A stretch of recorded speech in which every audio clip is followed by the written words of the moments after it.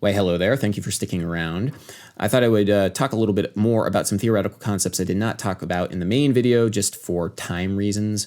If I talked about all the stuff I wanted to in the main video, it would have been way too boring, way too dry. And in this little bit, informal off the cuff aspect, I might, inject a little bit of levity and wit. So here we go. So there's something called the anhemitonic pentatonic scales. And in anhemitonic pentatonic, geez, I can't talk. In those scales, you don't have half steps. Anhemitonic, no half steps. Major pentatonic scale is anhemitonic. Minor pentatonic scale is anhemitonic. And they're really awesome for us. And we use them because they're anhemitonic. Half steps are kind of hard to work with. Now, the major scale has two half steps. It has in between B and C, and it has in between E and F, but it doesn't have consecutive half steps. Why is that important? Well, you hear all this harmony, all this sounds nice. And one of the reasons why it sounds nice is because in none of those scales and no combination of anything, really, can you ever have consecutive half steps. If you ever had a scale that had consecutive half steps, like maybe the C blues scale, you couldn't really use some of the chords in that. For example, this chord, if I used this, those are all notes from the C blues scale. It sounds, well, I won't say horrible. It sounds really crunchy. Yeah. And those sorts of scales which have consecutive half steps might not be great for harmony. So what I wanted to try and do is I wanted to try and create a compendium of all of the scales that would be good for harmony, all of the 7-note scales that would be good for harmony. And basically that would mean that, it wouldn't contain consecutive half steps. So major scale does not contain consecutive half steps. Other scales which don't contain consecutive half steps include the melodic minor scale, the harmonic minor scale, and then also a little used one which is called the harmonic major scale. You might not have heard of that, but it goes like this. It's the major scale with the flat 6. Yes, the flat 6. So I'm going to lower these. I'm going to minimize these right here. So let's talk a little bit more about that Dorian brightness stuff, and then we'll go into all of the other scales which do not have consecutive half steps. The Dorian scale is really interesting for a lot of reasons. One, the stuff that I talked about in this video, because if you take this Dorian brightness idea, take all of these scales and then relate them back to Dorian in terms of how many notes are changed back to Dorian, it inverts to the opposite polarity. So Lydian inverts to Locrian, you see right there, Ionian into Phrygian, Mixed Lydian to Aeolian, etc. There's some other things that are interesting about Dorian. It's radially symmetric to the perfect fifth. What the hell do I mean by that? Okay, radially symmetric. If I take a C and then I build up a perfect fifth up from the C and then build a perfect fifth down from the C, I have the notes F and G. So far I have these 3 notes, C, F, and G. If I do that again, if I take an F, which was down here, but I've just sort of jumped up here, and I build down a fifth, I get a B flat. If I take that G, I'm going to move it up down here and then move up a perfect fifth, I have a D. So far we have the notes C, D, F, G, B flat. If we do that process one last time, we take the B flat, do a perfect fifth down from the B flat, and we got an E flat, and then we take the D and do a perfect fifth up from the D, we got an A.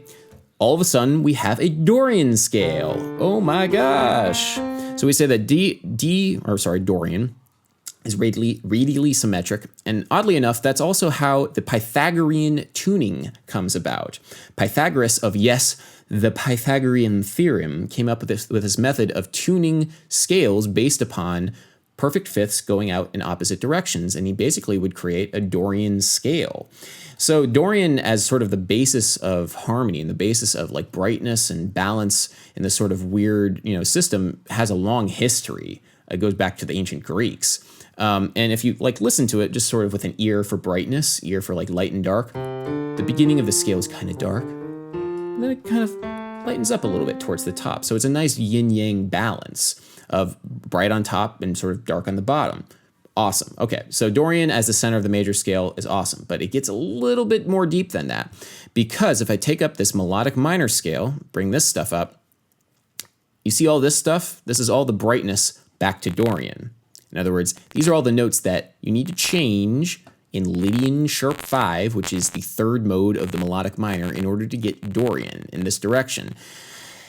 And here's the interesting thing. It also inverts like this, going back to Dorian.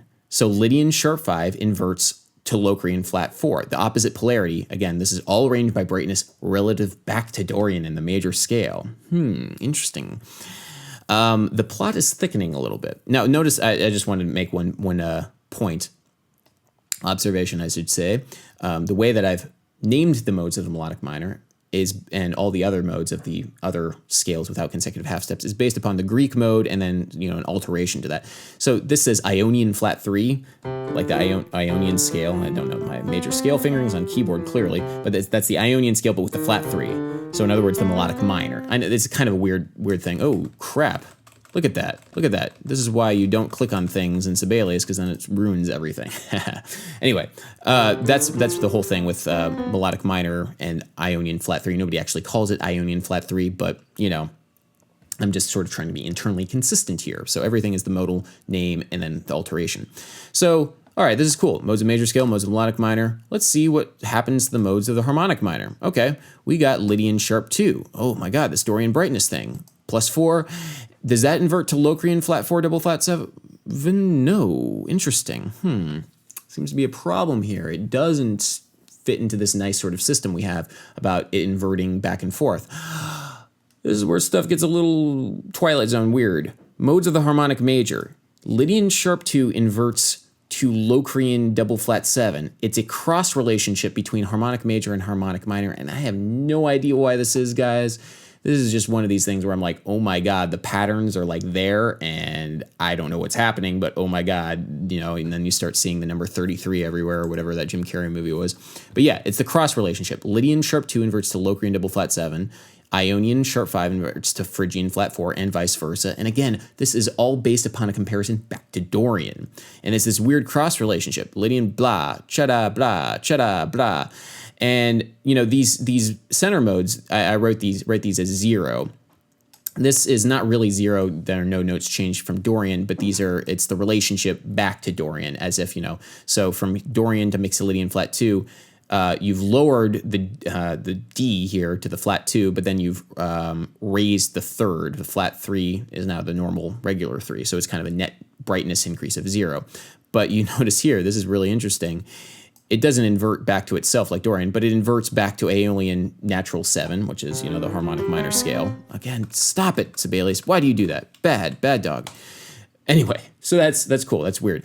Now, it goes even deeper. It goes even crazier than this, because these aren't the only scales without consecutive half steps that are 7 notes, because there's 2 more that are very weird and very strange. You have, what the hell are these scales? The melodic diminished scale and the harmonic diminished scale? I've never heard of those. Well, these are subsets of the octatonic scale. And if you know what the octatonic scale is basically when you just, when you go in a series of whole steps and half steps like that, it's an 8-note scale. But these are subsets of the 8-note scale. These are basically different variations of the 7 notes of that 8-note scale.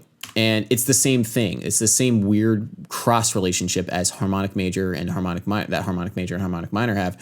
Lydian sharp 2, sharp 3, sharp 5 inverts to Locrian flat 4, double flat 6, double flat 7.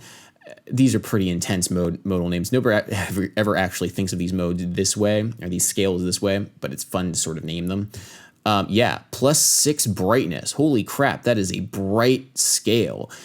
Interestingly, if I played this, because we have this weird interval, sharp 3, what is that? A sharp third is the same thing as enharmonic to a perfect fourth. It's basically it's what's called an enharmonic perfect consonance, or augmented imperfect consonants. Very strange. Augmented and diminished imperfect consonants are very strange. Same thing here. This is a double flat 6.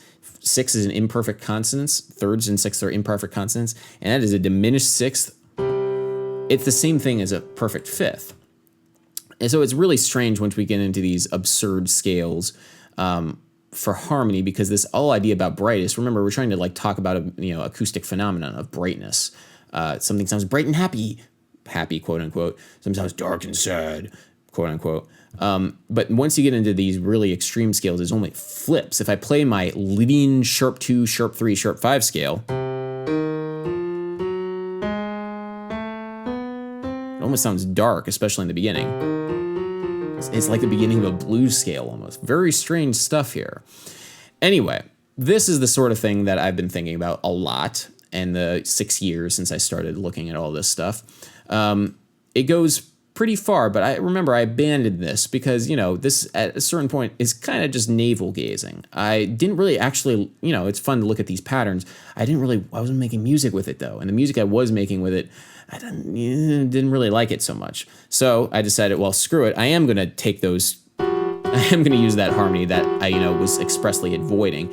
And that's basically what I did. I ran as far away from this stuff as humanly possible, which is an interesting artistic growth. You spend so much time with something, you learn all about it, and then you realize that you don't really like it so much. So you do something completely different. So I liked my time looking at all this stuff, but ended up doing something completely different. So, hey, in that way, I learned a little bit more about myself, my own tastes, what I would like, what I disliked, and it was a very rewarding experience. But I hope you at least get some, inspiration with what you can do, how far the rabbit hole goes, how much theory you can possibly study and invent for yourself, and look at the patterns in music. It's really interesting. So thank you very much for watching, and I'll see you later.